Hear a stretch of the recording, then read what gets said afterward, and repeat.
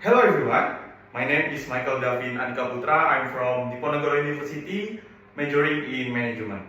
I'm applying for the ODP BNI Global Analyst Program. Right now, Indonesia banking sector is facing challenges.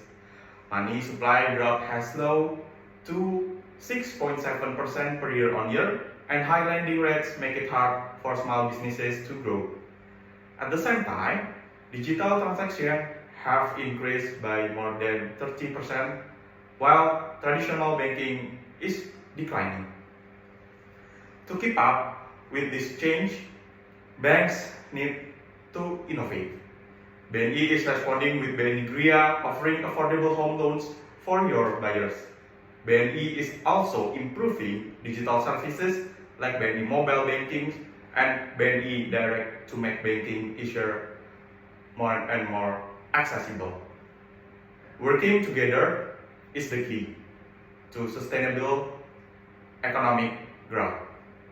With the right strategies, we can make Indonesia banking sector stronger. Thank you and see you soon.